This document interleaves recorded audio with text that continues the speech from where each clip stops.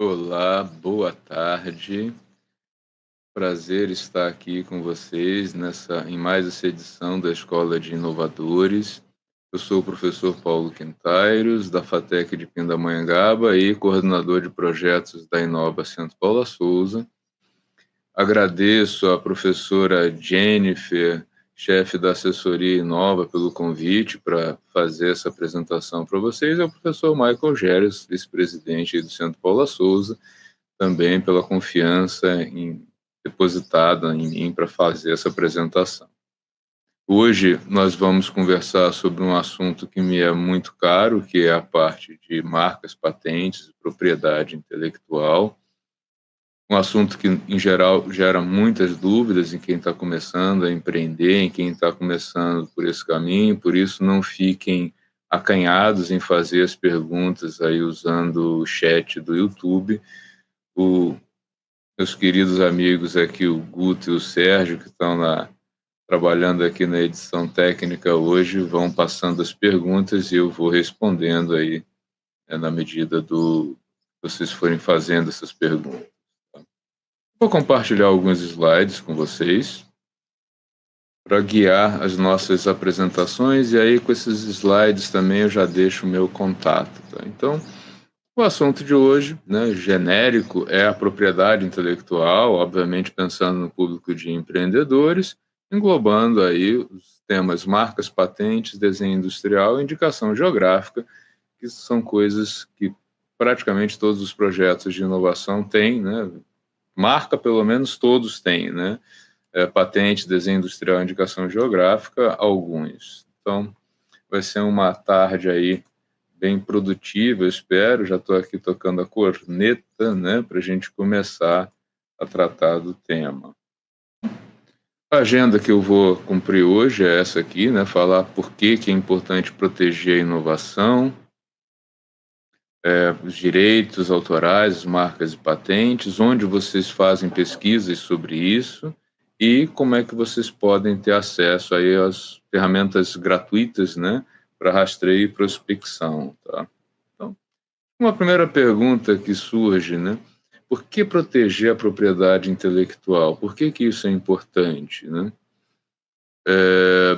Bom, importante para que você tenha comercialmente a exclusividade, né? Por exemplo, se você tem uma marca, primeiro é importante que você saiba se essa marca ela é ou não uma marca que você pode usar, né? Se alguém já tem o registro de uma marca, você não pode usar essa mesma marca.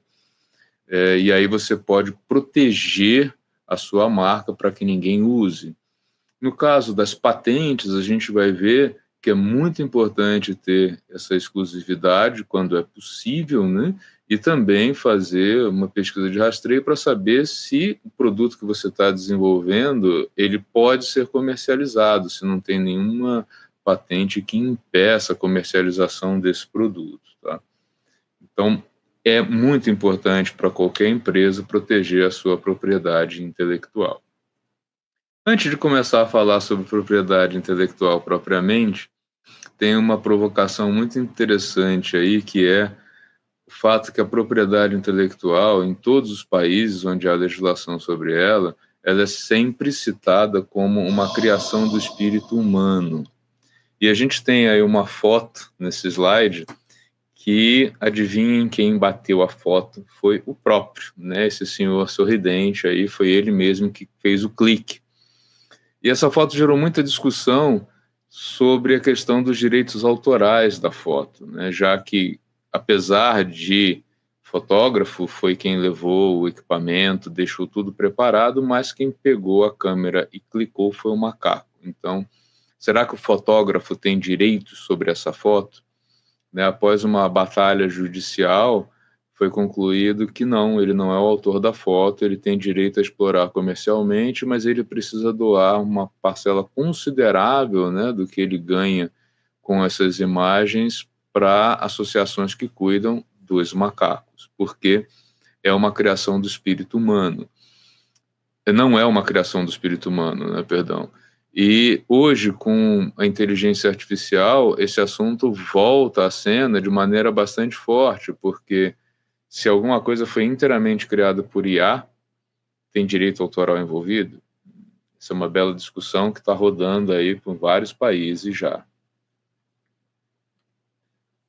Afinal de contas, o que é a propriedade intelectual? Eu sei que muitos de vocês nem ouviram falar sobre isso, né? Alguns já ouviram falar, mas têm muitas dúvidas, então eu vou fazer aqui uma apresentação pensando realmente em informar a vocês o que se trata, o que é esse assunto que é tão relevante para vocês. Tá?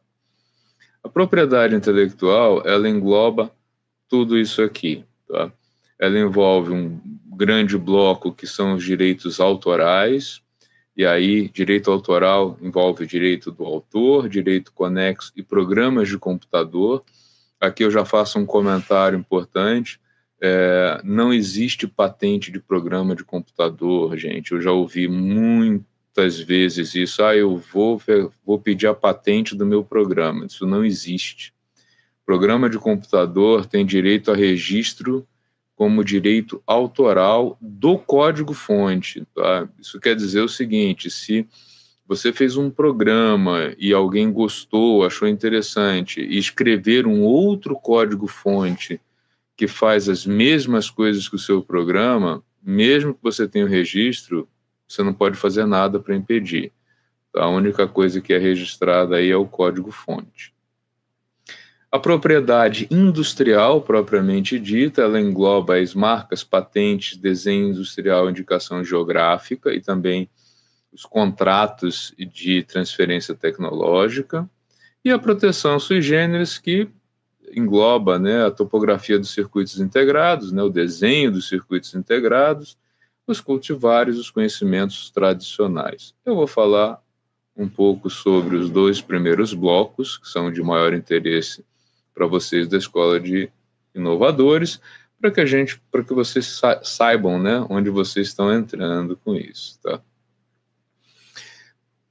Para vocês terem uma ideia de como essas coisas fazem parte do nosso dia a dia, coloquei aqui uma imagem que é de um tênis de corrida, né? Eu, como apaixonado por corridas e atualmente proibido de correr por problemas de joelho, mas um tênis de corrida, ele tem, né, faz parte do cotidiano de muitas pessoas, ele tem várias proteções, né?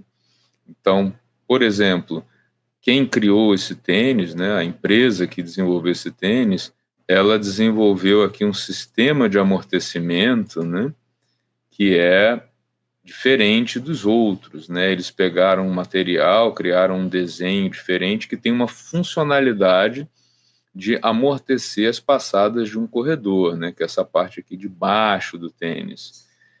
Eu posso copiar isso, eu posso pegar o projeto e fazer um tênis usando esse mesmo sistema de amortecimento?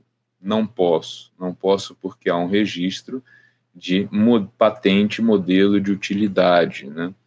Por que esse nome estranho, modelo de utilidade? Por que não patente de invenção? Porque sistema de amortecimento de tênis já existia, né? Foi feita uma mudança, foi feita uma adaptação nele, e aí a patente é modelo de utilidade, não de invenção. O cabedal também desse tênis, a parte aqui onde, né, respira, né, o pé, ele tem uma sistemática diferente, com materiais diferentes. Eu posso copiar? Também não, porque tem uma patente envolvida aí. Tá bom, então eu poderia fazer um tênis copiando esse modelo, igualzinho, mas com materiais totalmente diferentes. Eu não vou usar nem o sistema de amortecimento, nem o cabedal, mas eu vou copiar essa forma. Poderia?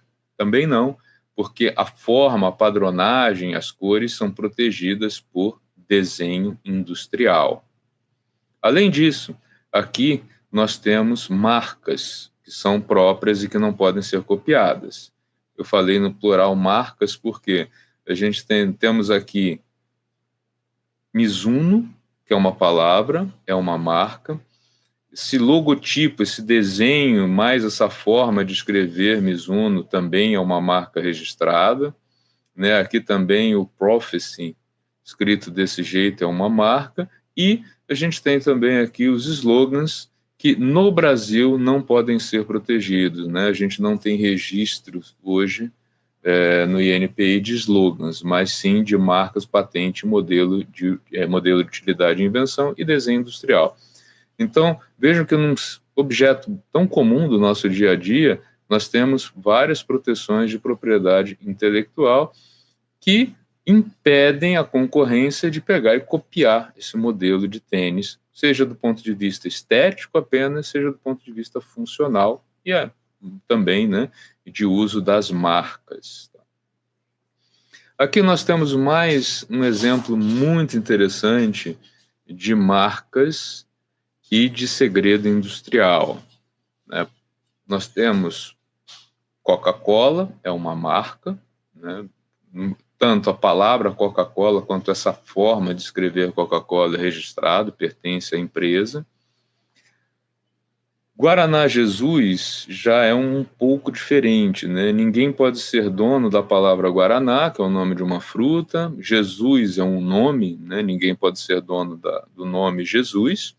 Mas Guaraná Jesus escrito desta forma, com essas letras e com essas cores, tem um dono, porque é uma marca registrada.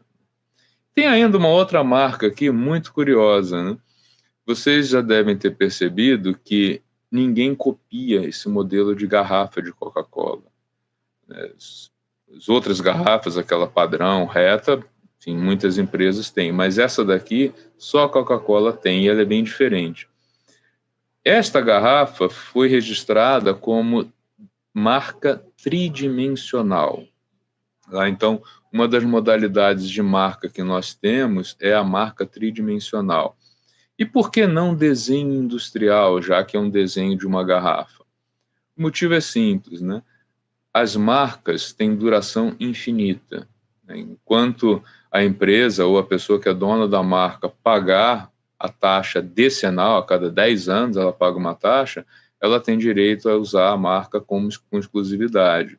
Ao contrário das demais, patente e desenho industrial, que elas têm um tempo de vida, um tempo de duração dessa exclusividade, tá ok?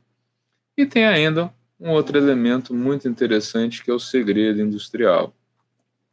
A Coca-Cola usa a proteção do líquido, né, do refrigerante Coca-Cola, como segredo industrial. Isso quer dizer o quê? Quer dizer que eles não contam para ninguém, né? Pouquíssimas pessoas estão aptas a saber como é feito a Coca-Cola, né, e do que ele é feito. Claro que para as autoridades sanitárias, eles dizem quais são os elementos que compõem, né, a formulação, né, uma questão aí legal, mas como ela é feita ninguém sabe, e isso é protegido por alguma coisa? Não é protegido por nenhuma publicação num órgão como o INPI. Isso é simplesmente um segredo. Obviamente, todas as pessoas que têm acesso a essa formulação, elas assinam contratos com a empresa proibindo de revelar a parte ou a integralidade, né? Dúvidas por aí, pessoal? Não, só congelou. Esse congelou é antigo, né? Eu acho que já está rodando bem.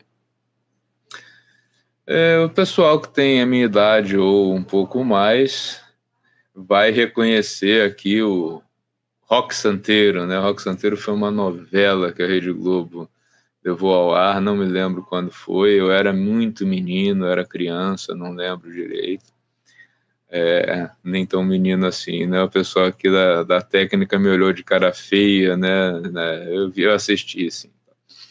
Mas Rock Santeiro foi uma novela que a Globo levou ao ar, na Rede Globo de televisão, e ela tem aí algumas coisas importantes para a gente discutir sob o ponto de vista da propriedade intelectual.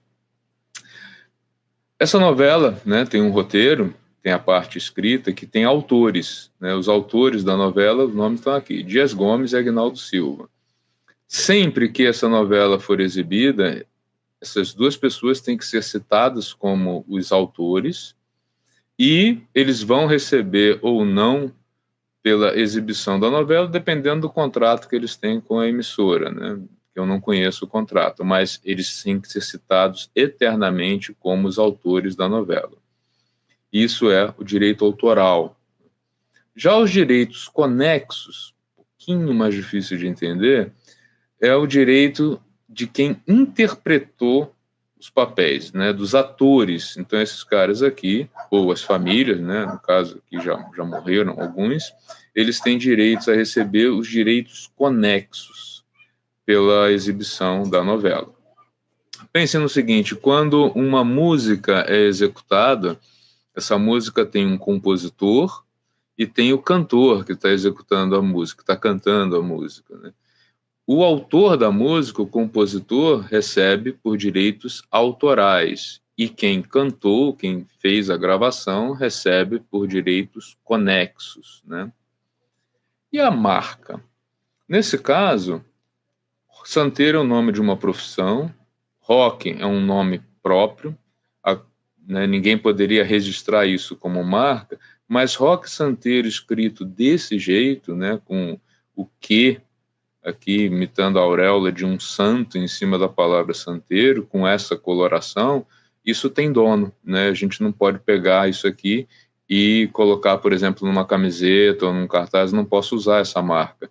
Essa marca tem um dono, que no caso é a Globo Participações. Tá? Então aqui nós temos exemplo de marca, direito do autor e direito conexo. Algumas obras clássicas, como por exemplo um livro de Machado de Assis, ela já caiu em domínio público. O que isso significa?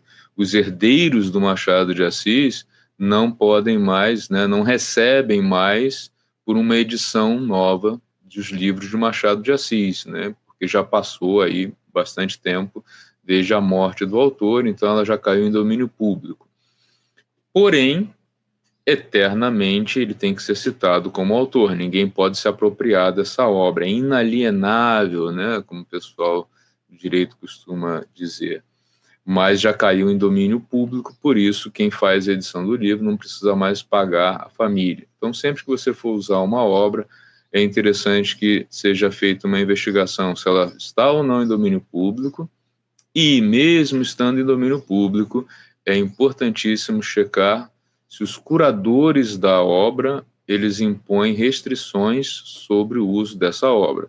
É muito comum que a curadoria de alguma obra, né, por exemplo, a Escher Foundation, sobre as obras do Escher, que são muito bonitas, ela impõe uma regra de que elas não podem ser alteradas nem na cor, nem ser feito nenhum recorte. Ou seja, você pode exibir em algum livro um quadro do Escher, mas não pode fazer um recorte dele, tem que ser o quadro na íntegra. Mesmo estando em domínio público, é possível que existam regras sobre o uso dessas obras. E num telefone? O telefone tem um enorme número de proteções, né? Todos os componentes, aparelhos eletrônicos, eles têm muitas proteções. Aqui nós temos várias patentes dos mecanismos internos desse telefone, das peças, dos sistemas de transmissão, de tela, todas essas coisas são patenteadas, né? Então, a gente não tem uma patente geral de um telefone, mas sim várias patentes de todas as partes desse telefone. Tem a proteção do software que roda nele, que é a proteção de programa de computador. Eu poderia então fazer um telefone, comercializar um telefone igualzinho a esse, com tudo diferente dentro, mas com esse mesmo desenho. Não, porque tem o desenho industrial que protege ele. Também não poderia usar os circuitos integrados iguais aos que ele tem, porque a topografia é protegida. E eu tenho ainda duas marcas aqui nesse telefone. A maçã, desse jeito, com essa mordida, é uma marca também.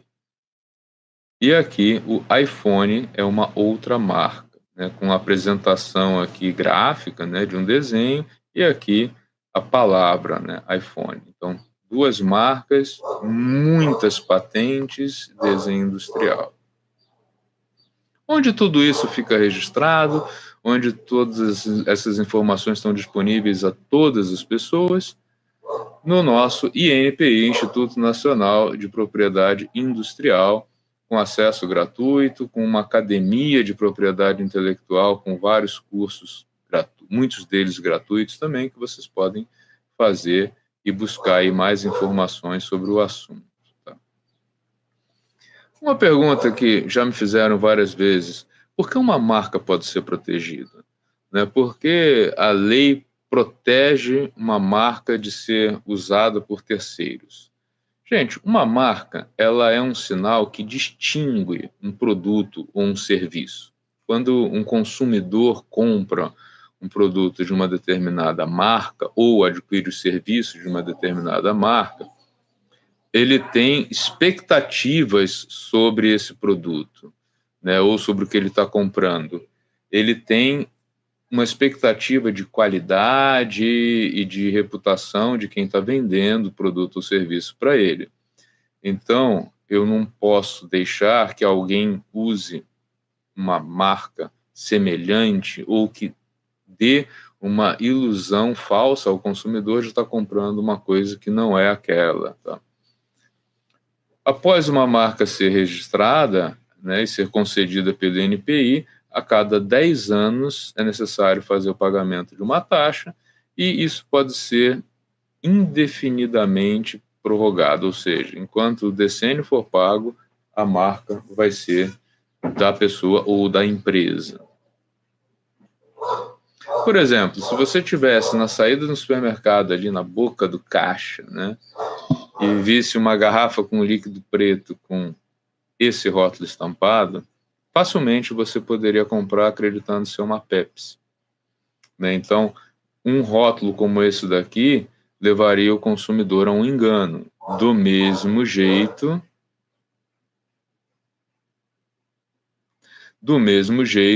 você poderia se enganar comprando uma Campa-Cola. Ah, mas são sucos. Tudo bem, mas a Coca-Cola tem vários produtos e um deles poderia ser suco. E aí quem compra esse produto aqui estaria tendo uma ilusão de estar comprando um produto associado à qualidade da Coca-Cola. As marcas, elas podem ser de produtos, como a própria Coca-Cola, de serviços, CVC. Então, se alguém compra um pacote turístico CVC, ele tem uma expectativa sobre qualidade, sobre o serviço. Né? Existem as marcas de certificações e as marcas coletivas. Né? Todos os computadores que têm o chip da Intel, eles costumam trazer um selinho Intel Inside. Né? Então, é uma marca de uso coletivo. Esse aqui é uma parte, né, do documento que todos vocês podem ter acesso no INPI, com os registros de marcas e patentes. Eles têm formas bastante semelhantes, tá? Então, aqui, a primeira coisa que eu vejo é que ele indica do que se trata, é uma marca, tem um número de processo, tem um titular, que é quem tem direito a receber pelo registro, no caso é a Apple, marca Apple, tem um procurador, que é quem representa essa empresa ante o INPI, pedido de quando foi depositado o pedido, quando a marca foi de fato concedida, né? E ela tem apresentação nominativa. O que essa palavra estranha quer dizer? Quer dizer que é a palavra Apple que está registrada. Mas Apple é uma palavra da língua inglesa, né? Refere-se a uma fruta. Então, alguém poderia ser dono exclusivamente dessa palavra no Brasil para qualquer coisa? Não. Sempre uma marca tem associada a ela uma natureza e uma especificação.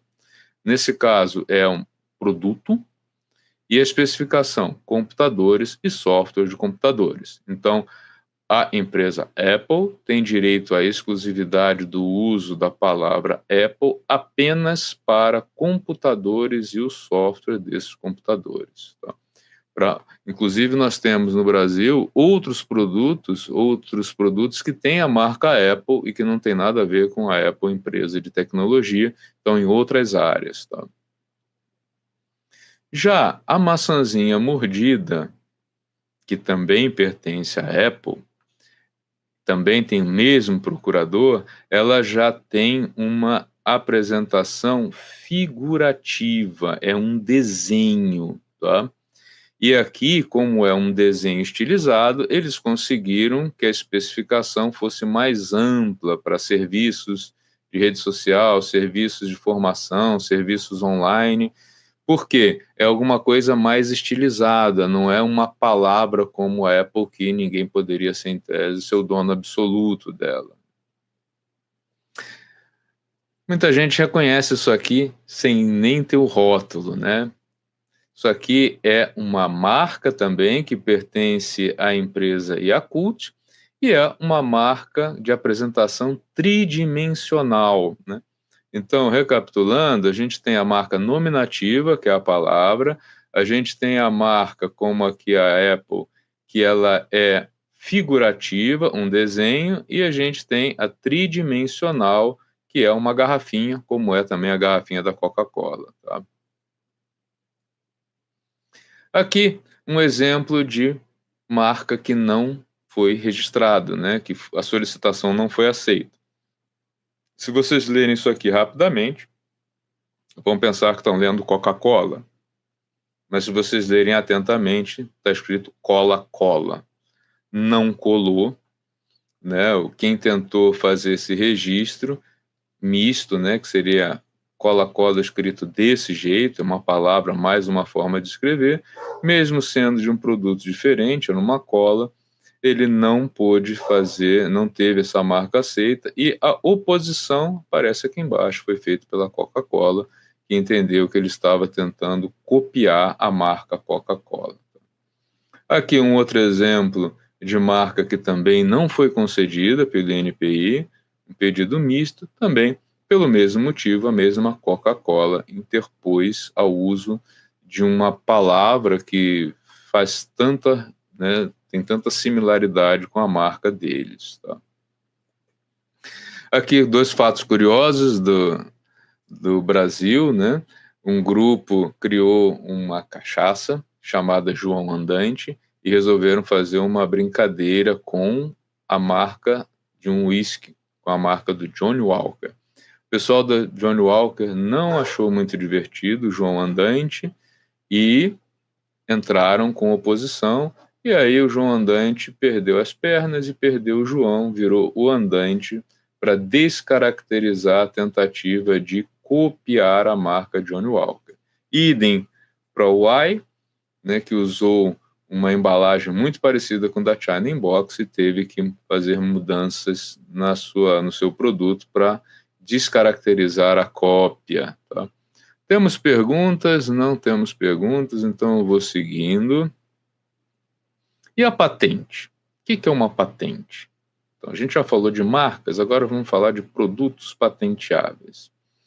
Quando a gente fala em patentes, muitas vezes as pessoas associam isso a um produto de alta tecnologia. Nem sempre. Uma patente tem que ser uma novidade absoluta, alguma coisa que ninguém nunca fez, ou uma alteração também que ninguém nunca propôs de um produto, e alguma coisa que tem aplicação industrial e uma utilidade. Então, muitos de vocês devem ter visto esse produto, que está em domínio público já há algum tempo. Isso aqui é uma criação da dona Terezinha Beatriz Alves de Andrade Zorowick, né, que é uma pessoa que tem várias patentes, ela é dentista de formação, ela tem até o nome dela na Wikipedia, né, vocês vão encontrar referências a ela. Apesar de ela ser uma dentista que criou vários produtos interessantes, escovas de dente, equipamentos odontológicos, ela ficou eternamente conhecida como a criadora do lava-arroz, né, ou do escorredor de arroz, que é esse produto aqui. Uma ideia bem interessante, o primeiro protótipo foi feito com papel alumínio, ela só queria parar com a chatice de ter que usar uma bacia para colocar o arroz de molho e uma peneira em conjunto. Ela quis juntar as duas coisas, ninguém nunca tinha feito isso. Ela fez o registro, se não me falha a memória, em 1959. Durante 15 anos, ela recebeu por todo mundo que comprou isso aqui, né? Ela fez um contrato de transferência de tecnologia, que significa que ela não produziu essas peças, né? Ela concedeu por contrato o direito a uma empresa que na época se chamava Troll, E no início das vendas, ela recebia 2,5%, como as vendas foram muitas, isso passou para 7,5%, depois chegou a 10%. Ou seja, Dona Terezinha ganhou bastante dinheiro, porque todo mundo que comprou isso aí, muita gente tinha isso em casa. Eu acho que quase todas as casas da minha infância tinham isso. Pagou royalties para Dona Terezinha. Então, eu acho que ela ganhou muito mais dinheiro como sendo a criadora do lava-arroz do que como dentista. Existem dois tipos de patente.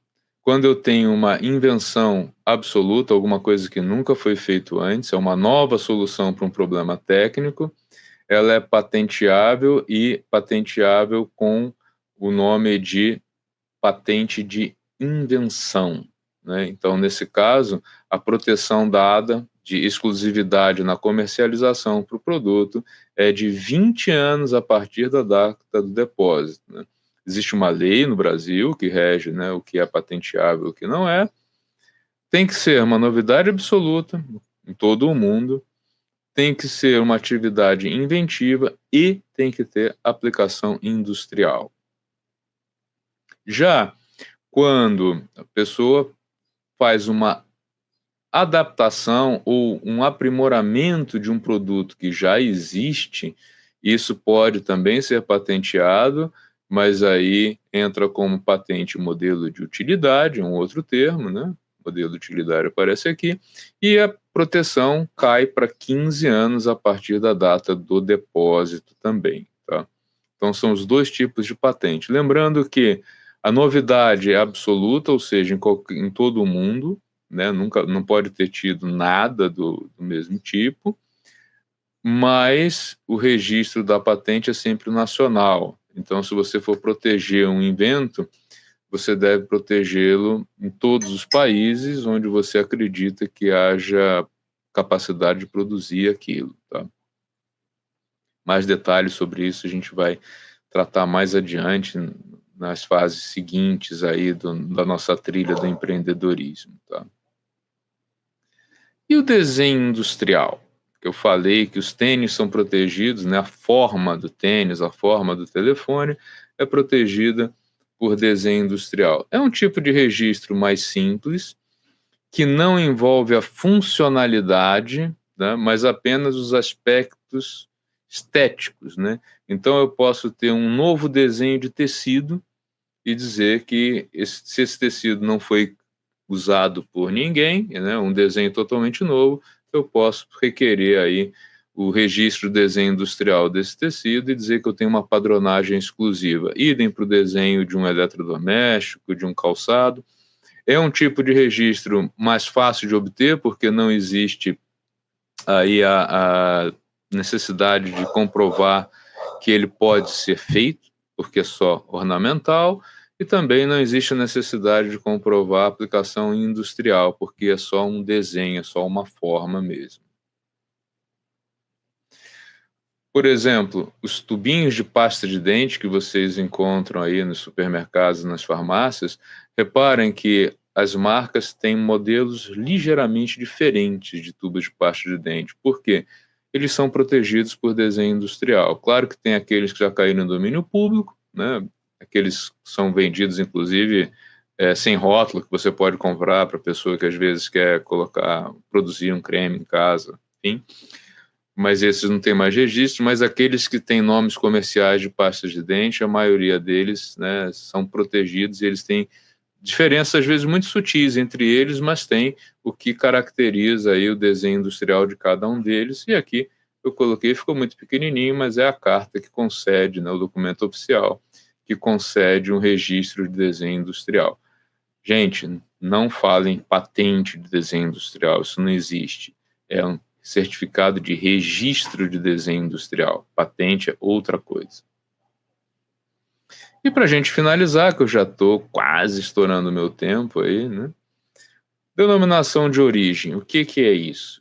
Né? Denominação de origem tem dois tipos, né? A indicação de procedência e a denominação de origem propriamente dito, né? Isso aqui se refere ao quê? Se eu tenho uma região ou uma cidade onde existe uma expertise histórica comprovada de produzir alguma coisa ou de fabricar alguma coisa, eu posso criar um selo para distinguir aqueles produtores que atuam na região. Por exemplo, a gente tem aqui no estado de São Paulo, Franca, que é uma cidade, né, bastante conhecida pelo professor Marcelo Squilante e também por fabricar calçados. Claro que o Squilante, que é a nossa agente de inovação e estava por aqui, é mais conhecido do que os calçados de Franca. Mas os calçados de Franca têm direito aí a usar um selo, aqueles que produzem na cidade, indicando o quê? Indicando que são calçados feitos num lugar onde existe uma longa tradição, uma antiga tradição de produção de calçados. Já quando eu tenho um diferencial no produto por ele ter sido fabricado numa região, aí eu posso ter a denominação de origem.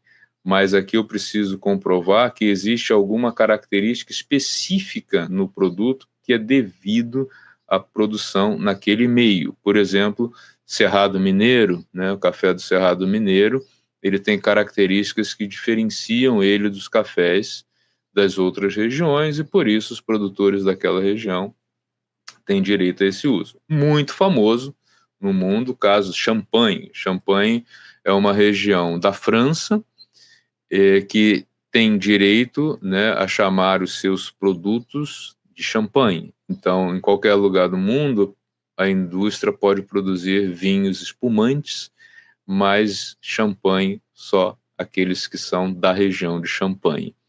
Isso traz, né, agrega ao produto um valor comercial bastante grande, né? Quem já comparou o preço de um espumante com o preço de um champanhe sabe que a diferença de preço é muito grande.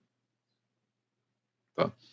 Então, enfatizando, né, indicação de procedência, vínculo histórico, não tem exigência técnica. Exemplos, vinhos do Vale dos Vinhedos, que eles têm tradição na produção de vinhos. Já denominação de origem, é preciso comprovar tecnicamente que há um diferencial no produto por ser feito naquela região, com elementos daquela região.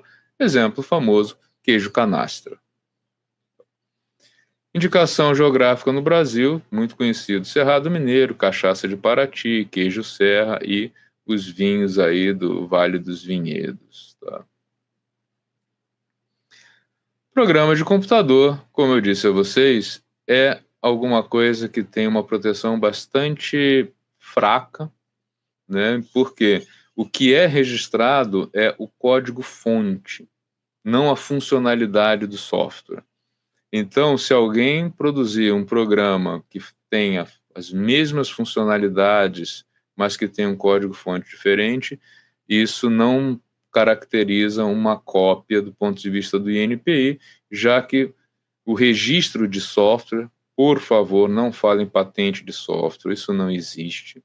O registro do software dá direito à exclusividade no uso de um código-fonte e a legislação é essencialmente a mesma dos direitos autorais.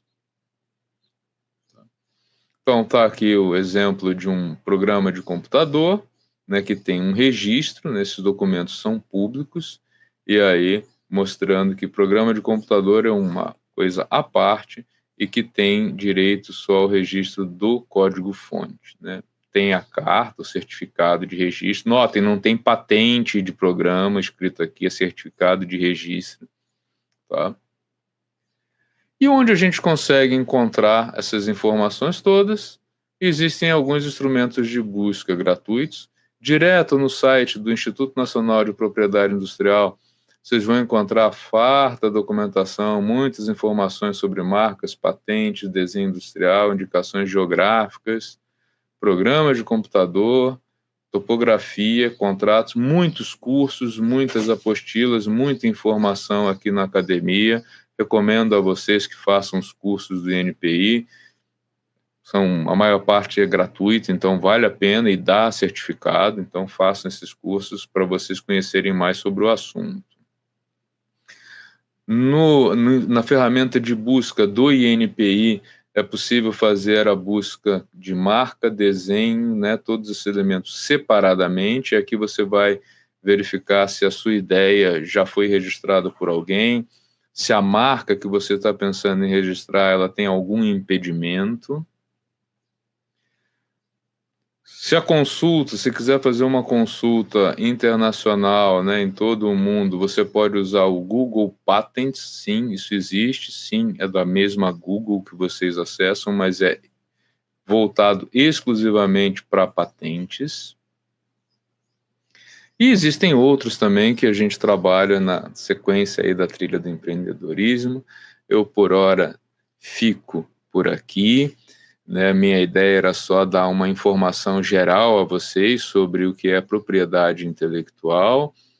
Peço que sigam a Inova CPS nas redes sociais e quem tiver dúvidas ou precisar aí de mais alguma informação, fique à vontade de entrar em contato comigo, deixo o meu e-mail aí para vocês, será um prazer atendê-los, ok? Não sei se tem se tem alguma pergunta. Guto, tem alguma coisa aí? Oi, Paulo, boa tarde a todos. Não tem pergunta alguma não, Paulo, acho que está bem claro, né? Acho que ficou clara a questão, né, de patentes e tal, o pessoal entendeu, né? Foi mais para realmente renovar isso, o pessoal se preparar para um novo salto aí, né? Possivelmente no próximo semestre aí. Então, bacana a tua apresentação, né? Como sempre, né? Até o Fernando colocou aqui uma sumidade, Paulo Quintares, né? Na questão Exagero. de marcas e patentes, né? O Fernando, nosso colega aqui. Então, acredito que, não tendo mais pergunta alguma aqui, Paulo, acho que nós podemos encerrar por hoje esse webinar. E, pessoal, acessem a plataforma, fiquem por dentro do que está acontecendo, as informações, os lembretes todos, né? Então o Fernando está falando do creme dental Sorriso aqui, se você quiser falar alguma coisa.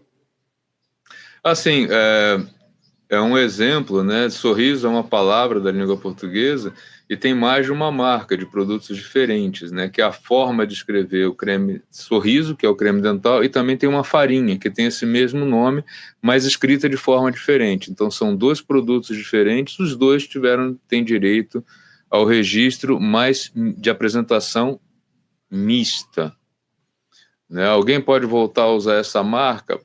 Pode tentar, né? Pode tentar, sim. Se ela tiver disponível lá no INPI, não é um problema. Precisa ver só se o dono continua pagando. Se ele continuar pagando, não. Mas cuidado, né? Como ele é mista, né? Tem que caracterizar a forma gráfica como ela está escrita, né? É isso que não pode ser copiado. Ok, tá respondido aí. Pessoal, então, boa tarde a todos aí, né? E a todas, vamos seguindo. Semana que vem tem nova liberação. Obrigado, Paulo, mais uma vez por estar com a gente aqui na Escola Inovadores no webinar. Eu que agradeço aí pelo convite. Muito obrigado e uma ótima tarde para todos. Valeu, gente. Tchau, tchau.